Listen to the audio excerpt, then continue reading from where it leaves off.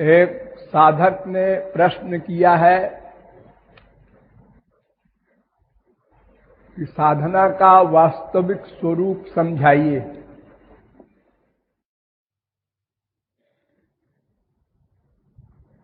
साधना का वास्तविक स्वरूप सबसे पहले समझ लीजिए कि 3 स्वरूप होते हैं। एक साधक का स्वरूप, एक साध्य का स्वरूप और एक साधना का स्वरूप। जब तक साधक और साध्य का स्वरूप नहीं समझा जाएगा तब तक साधना का स्वरूप भी नहीं समझा जा सकता। एक एक शब्द पर ध्यान दीजिए। साधक कौन है, साध्य कौन है, ये 2 प्रश्न हल हो जाएं तब इस प्रश्न का नंबर आता है कि साधना क्या है। तो साधक को सभी मायाबद्ध जीव हैं और साध्य मायाधीश भगवान है।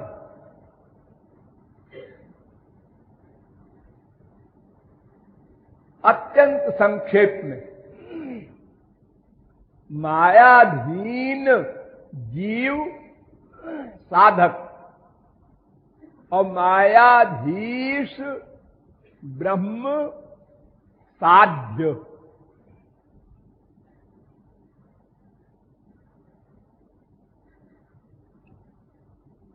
ये जीव ब्रह्म का अंश है।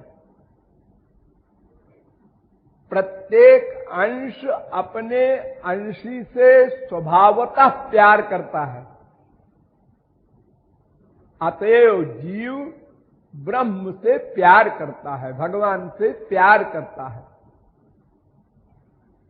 स्वाभाविक रूप से, नेचुरल।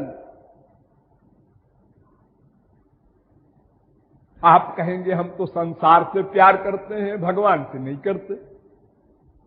नो, आप संसार में किसी से प्यार नहीं करते, आपको धोखा है। अरे माँ से प्यार करते हैं, बाप से प्यार करते हैं, बीवी से करते हैं, पति से करते हैं, बेटे से करते हैं, सब रॉन्ग, गलत। हम पूछते हैं कि कोई भी वर्क आप जो करते हैं, कहीं भी जो आप प्यार करते हैं, वो किसके लिए करते हैं? माँ से प्यार किया, बाप से किया, बीवी से किया, पति से किया, धन से किया, किसके लिए किया? अपने लिए किया।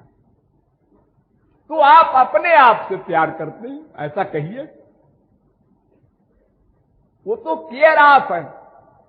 उसके द्वारा पैसा हो तो पैसे के द्वारा, सामान आवे तो सामान के द्वारा, इंद्रियों का विषय मिले तो इंद्रियों के विषयों के द्वारा सुख मिले, आनंद मिले, शांति मिले, चैन मिले। तो अंतिम एम आपका है आनंद। और आनंद और भगवान दोनों पर्यायवाची शब्द हैं। आनंदो ब्रह्म वेद कहता है। इसलिए प्रत्येक जीव अपने अंशी भगवान को ही चाहता है, लेकिन वो गलत जगह ढूंढ रहा है। बस इतनी सी बात समझने की है।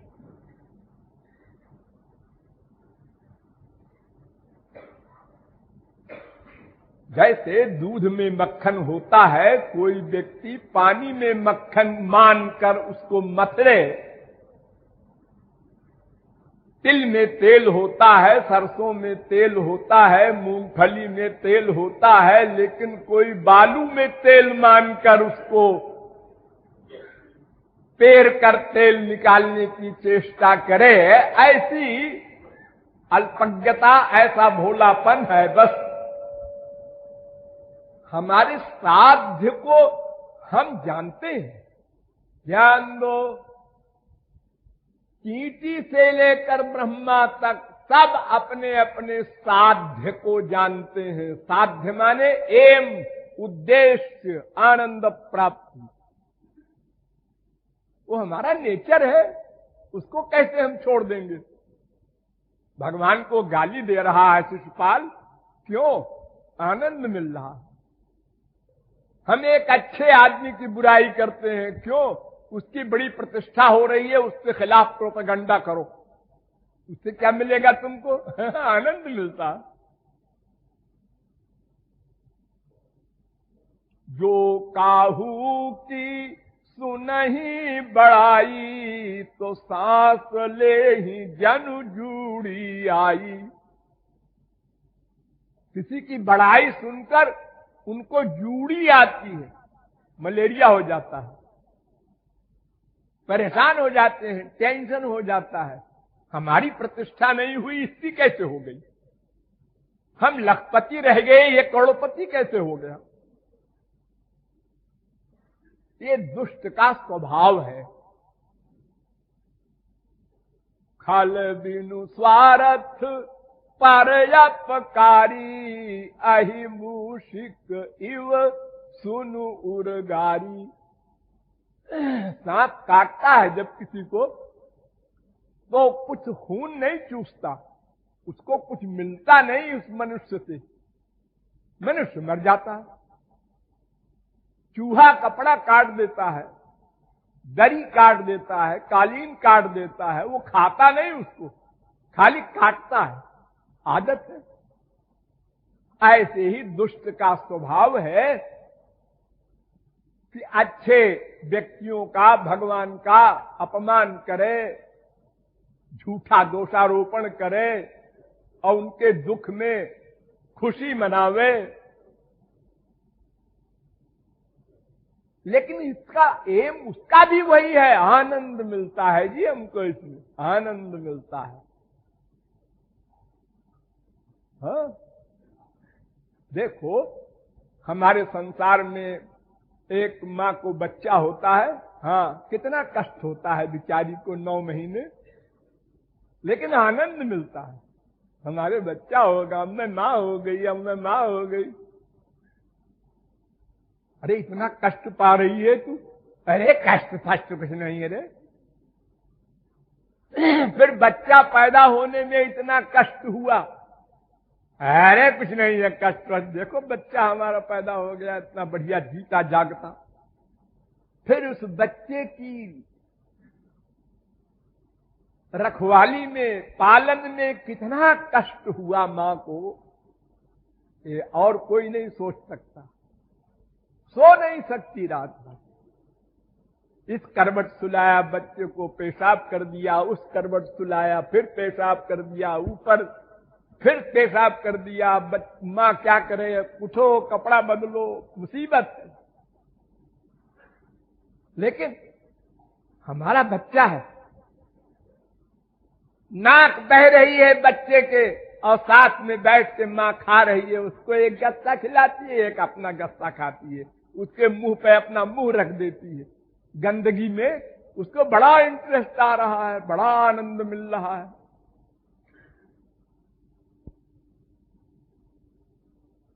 तो संसार में आनंद ही एम है, वो चाहे जिस स्वरूप में हो। इसलिए साध्य का सबको पता है, और साधक को प्रत्येक जीव है ये भी पता है ही है, हो ही गया, इसमें कोई खास बारीक बात नहीं। हमको आनंद नहीं मिला, इसलिए हम आनंद की कामना करते हैं, हमारा नेचर है। आनंद कैसे मिले ये नहीं जानते, यानी साधना। आप लोग यहां साधना करते हैं? हाँ करते हैं। क्या करते हैं? भगवान का नाम, रूप, लीला, गुणधाम, कीर्तन, स्मरण, ये सब करते हैं।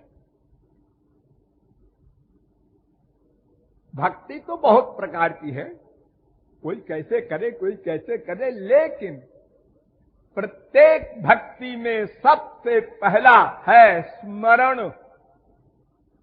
भगवान का स्मरण करो, उनका रूप ध्यान। इस पर आप लोग ध्यान नहीं देते।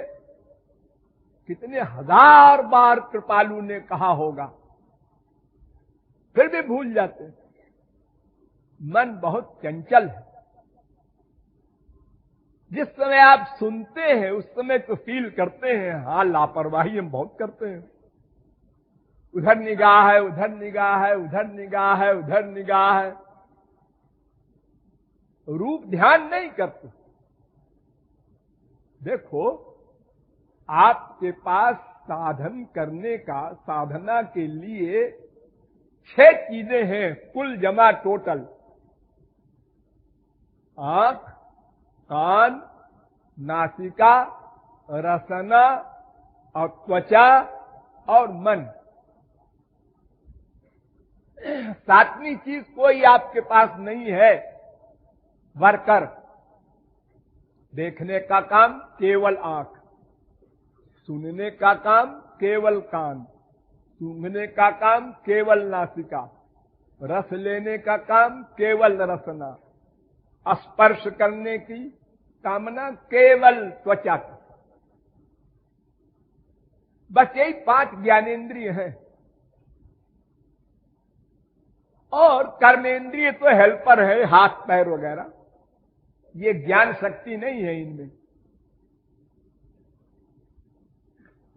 इन 5 ज्ञानेंद्रियों का गवर्नर मन है।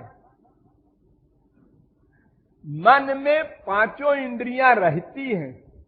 ध्यान दो, मन में 5 इंद्रियां सदा रहती हैं, लेकिन इंद्रियों में मन कभी रहता है, कभी नहीं रहता। इंद्रियां अपने आप कुछ नहीं कर सकती। आंख देखती है, गलत। आंख के द्वारा मन देखता है, ऐसा बोलो। इसीलिए आप लोग ये भी तो बोलते हैं ना, मैंने आंखों से देखा है। मैंने आंखों से देखा है, कानों से सुना है। से माने क्या? वो हेल्पर है, उसके द्वारा। केवल आंख नहीं देख सकती, क्योंकि देखने के बाद ये सोचना होगा ना, ये क्या है। हमने देखा, पूछा ये क्या है, आंख ने देखा, बस। लेकिन ये क्या है, ये उत्तर आंख नहीं दे सकती। ये उत्तर तो मन जब आएगा आंख के पास, तो वो देख के निश्चय करेगा, अरे ये पुस्तक है जी। इसलिए शास्त्र वेद एक स्वर से कहते हैं कि बंधन और मोक्ष का कारण केवल मन है। मन, इंद्रियां हो ना हो सब बराबर। इंद्रियों की भक्ति दिन रात करो, अनंत युग।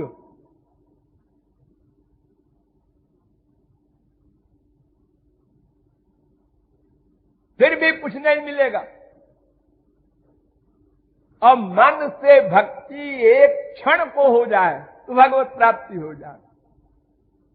बहुजन्म करे यदि श्रवण कीर्तन, तभू ना पाए कृष्ण पदे प्रेम धन। गौरांग महाप्रभु ने कहा, अनंत जन्म कोई लेक्चर सुने और कीर्तन करे रसना से, इससे प्रेम नहीं मिलता है, भगवत प्राप्ति नहीं होती। मनेर स्मरण प्राण। देखो, शरीर में एक तो ये शरीर है, बॉडी, जड़, और इसमें एक प्राण है, आत्मा जिसे कहते हैं।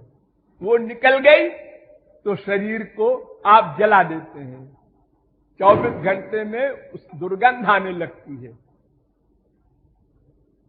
तो जैसे आत्मा की इंपॉर्टेंस है, शरीर नथिंग है, ऐसे ही मन की इंपॉर्टेंस है, इंद्रियां कुछ नहीं। अगर है ठीक है, लगा दो उसको भी। रसना है, आप गूंगे नहीं है तो राधे राधे बोलो, अच्छा वो हेल्पर है। लेकिन आप राधे राधे बोलें और राधे नौकरानी का ध्यान करें तो वही नौकरानी मिलेगी मरने के बाद, किशोरी जी नहीं मिलेंगी। जिसमें मन का अटैचमेंट होगा उसी की प्राप्ति होती है, ये फिलॉसफी आकाश से। तो भगवान की भक्ति करना है, भगवान से मिलना है, भगवान के पास जाना है, सबका एक अर्थ है कि मन का लगाना, भगवान में मन को लगाना, बस यही एक साधन है। वो योग से करो, तप से करो, कर्म से करो, धर्म से करो, भक्ति से करो, उपासना से करो, ज्ञान से करो, किसी मार्ग से जाओ। जितनी नदियां हिमालय से निकलेंगी सब समुद्र में जाके समाप्त हो जाएंगी।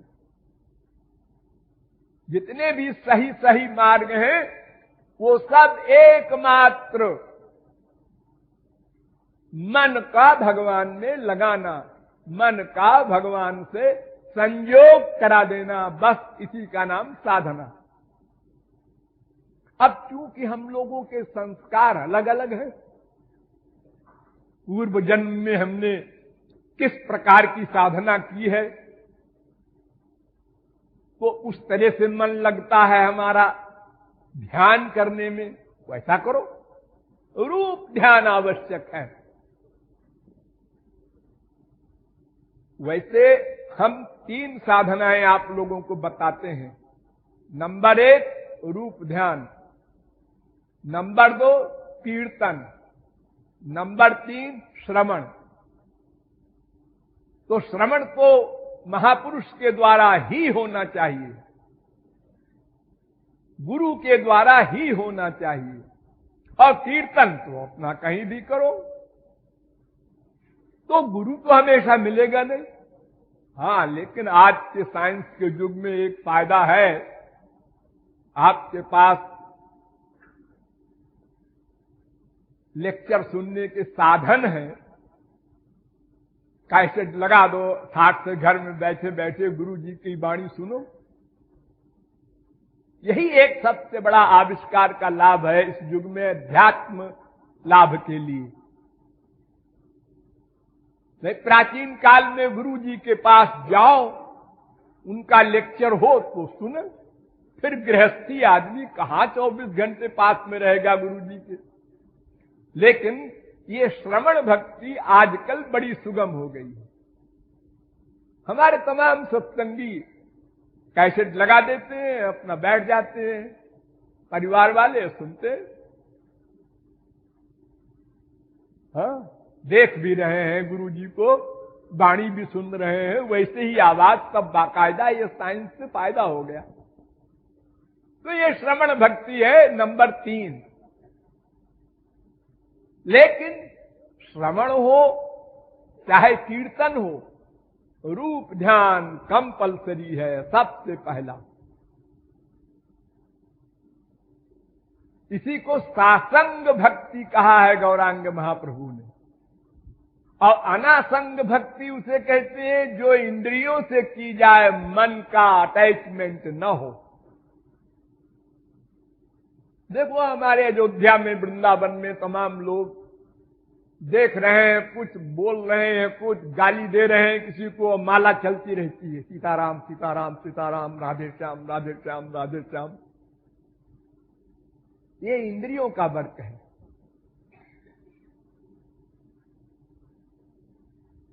कबीरदास ने बहुत पहले कहा था, मन का फेरत जुग गया, गया न मन का फेर, और कर का मन का छाणु, अब मन का फेर। मन का अटैचमेंट होना चाहिए। भले ही एक बार तुम राधा कृष्ण मत बोलो। देखो, अगर बोलना आवश्यक हो, कीर्तन आवश्यक हो, तो फिर गूंगे लोग कहेंगे भगवान से कि हमको फ्री में भगवत प्राप्ति कराई जाए, क्योंकि हम गूंगे थे, हम आपका नाम कैसे लेते। लेकिन भगवान ऐसा नियम बनाते नहीं कि कोई बोल सके कि मेरी आंख नहीं है, मेरे कान नहीं है, मेरी नासिका खराब है, मेरे रसना खराब है। अरे मन तो है, हाँ मन तो सबके पास है, बस बस मन मुझे दे दो।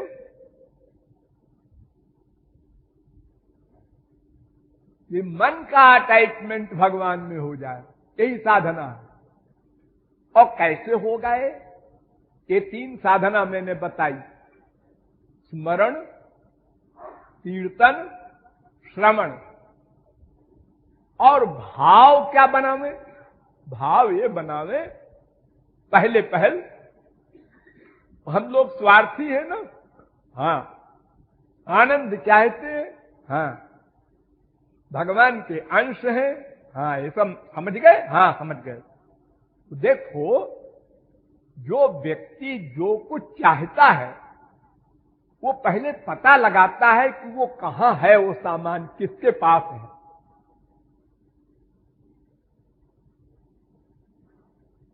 फिर उससे वो सामान अपने पास लाने का प्रयत्न करता है।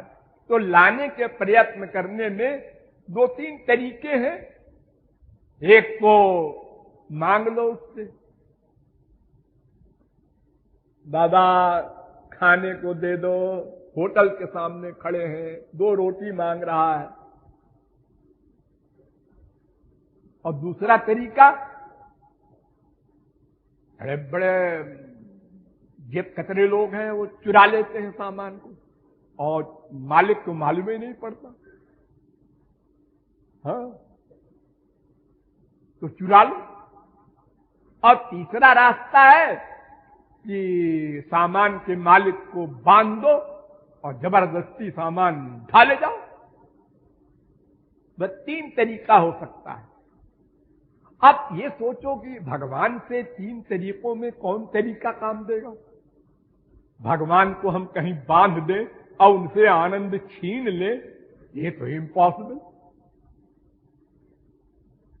और भगवान से कोई चुरा ले कोई सामान, ये भी इम्पॉसिबल, क्योंकि वो सर्वांतर्यामी सर्वव्यापक है। अब तीसरा रास्ता बचा कि मांग ले, मैं भूखा हूं, 2 रोटी दे दो, और न दे तो न, उनका कानून है। स्वार्थी व्यक्ति नहीं देता। आपके पास 2 रोटी है और कोई आ गया भूखा और कहता है 2 रोटी का सवाल है, तो आप 2 रोटी उठा के देखते हैं, देखता नहीं 2 ही रोटी है, पहले मैं खाऊं तो तुझको दूं।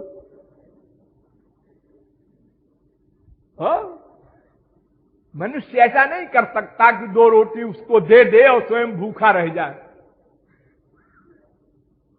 लेकिन भगवान ऐसा करता है। क्यों? इसलिए कि भगवान को कोई स्वार्थ नहीं है, उसको किसी चीज की कामना नहीं, वो परिपूर्ण है, खाली देना देना जानता है, उसको लेना कुछ है ही नहीं। और फिर हम लोगों के पास तो कोई सामान ऐसा है ही नहीं जो भगवान के लायक हो। शरीर घोर गंदा, दिन भर पसीना निकलता रहता है, मल मूत्र का एक पिटारा है, मन और गंदा। हम भगवान को क्या दे सकते हैं कि उनके काम आएगी वो चीज? तो इसलिए बस एक ही तरीका है साधना का, एक ही अर्थ है कि हम उनसे मांग लें, लेकिन सही सही मन से मांगे। जब कोई बहुत भूखा होता है 3-4 दिन का, तो मन से मांगता है रोटी, और अगर आधा पेट भरा है और फिर रोटी मांग रहा है तो मांगने की आवाज में परिवर्तन हो जाएगा। अरे नहीं देगा तो क्या है, आधा खाना खाए ही है, काम चलेगा। और अगर फुल है, पेट भरा हुआ है और फिर मांगता है तो न देने वाले को देख के हंसता है, अरे बेवकूफ, मैंने तो ऐसे ही एक्टिंग की थी, मेरा तो पेट भरा। तो ऐसे ही हम भगवान से उनका दर्शन, उनका प्रेम, उनका आनंद, उनका ज्ञान, ये जो मांगते हैं तो मांगने में हमारी गड़बड़ी है। जैसे एक छोटा सा बच्चा न मां को पहचानता है, न शब्द बोल सकता है, अब भूख लगती है बेचारे को तो बस रो देता है, आंख बंद करके रोता रहता है। ये भी नहीं जानता कि मैं ऐसे रोता रहूंगा तो मां आएगी, कोई मां होती है वो फिर दूध पिलाएगी, कुछ जानता फानता नहीं है, खाली रोता है कि कोई हमारी सुनो। ऐसे ही ये भगवान हमारी मां है, हम उसको जानते वानते कुछ नहीं है। थोड़ा बहुत जो पढ़ लिया सुन लिया वो भी शब्दों से है, वास्तविक ज्ञान तो महापुरुषों को होता है। लेकिन अगर हम रो करके पुकारें मन से, अंतःकरण से, उसी को शरणागति कहते हैं, कंप्लीट सरेंडर। जब पानी में कोई डूबता है, तैरना नहीं जानता और हाथ ऊपर को उठाता है और मुंह से बोल भी नहीं सकता, पानी के अंदर है मुंह, तो उसका इतने भावार्थ है कोई बचाओ। उसी प्रकार ये काम, क्रोध, लोभ, मोह, मद, मात्सर्य, ईर्ष्या, द्वेष, पाखंड की चप्पलों के मार से हम दुखी हो रहे हैं प्रतिक्षण। हम रोकर भगवान को पुकारे, बचाओ, अपनी माया को हटाओ, हमको अपनाओ, अपना प्रेमा रस, प्रेम रस, प्रेमानंद पिलाओ। संसार न मांगो, मोक्ष न मांगो, सबसे बड़ी चीज प्रेमानंद। तो साधना बड़ी सीधी सी है, पहले भगवान का रूप ध्यान करो। एक प्रश्न और है इस बीच में, आप कहेंगे क्या रूप ध्यान करें, उनको तो देखा नहीं, एक बार दिखा दो फिर देखो हम कैसे रूप ध्यान करते हैं। हाजी एक बार देखने से आप रूप ध्यान करेंगे? दिन में 1000 बार आप बीवी को, पति को, बाप को, मां को देखते हैं, आंख बंद करके बनाइए शक्ल, नहीं बना सकते। वैसे ही कान हो, वैसे ही नासिका हो, वैसी ही आंख हो जैसे आपके बाप, मां, बीवी, पति की है, नहीं बना सकते। तो एक बार देख के क्या बनाएंगे आप? आप लोग किसी चीज को देखते हैं एक बार और फिर 10 साल बाद वो चीज फिर दिखाई पड़ी तो आप समझते हैं नई चीज है।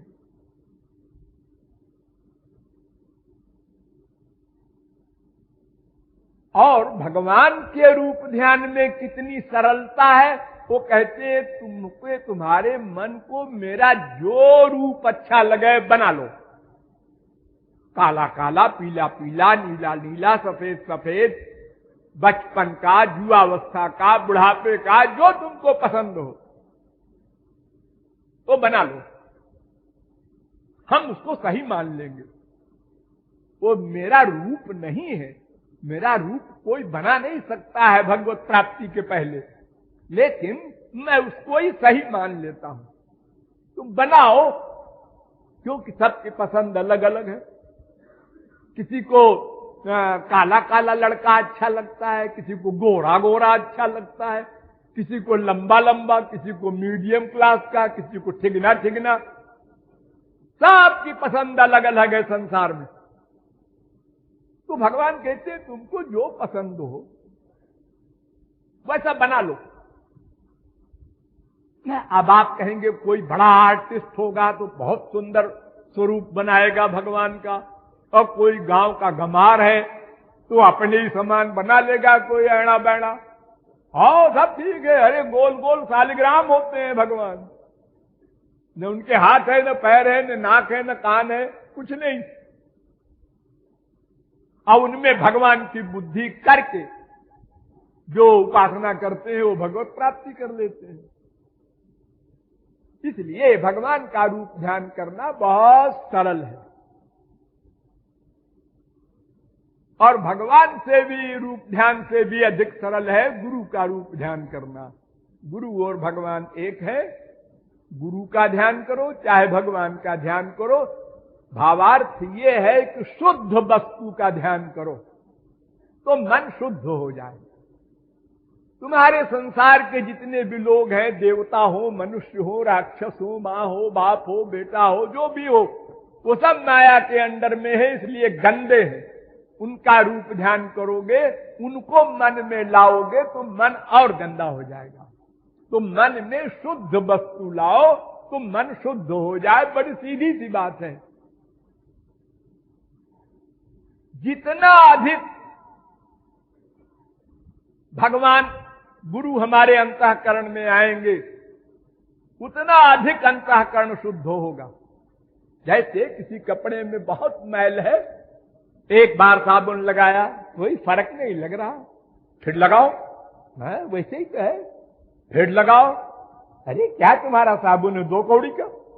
अरे बेवकूफ, ऐसे लगाता जा बार बार बार बार बार बार। तुझको नहीं पता है ये कई मीटर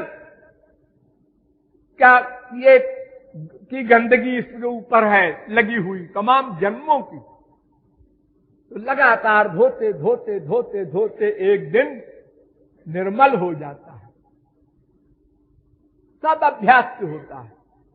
आप लोग जब पैदा हुए तो करवट बदलना भी नहीं जानते थे, बड़ा अभ्यास किया तो करवट बदलना सीखा, फिर बड़ा अभ्यास किया तो बैठना सीखा, फिर बड़ा अभ्यास किया तो खड़ा होना सीखा।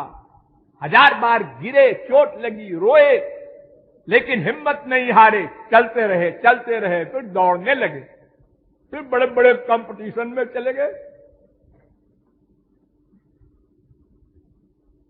तो हर काम संसार का प्रैक्टिस से होता है। एक वो दिन भी था जब आप लोग का नहीं बोल सकते थे, ए नहीं बोल सकते थे, सिखाया टीचर ने, बोलो बेटा का, के नहीं का।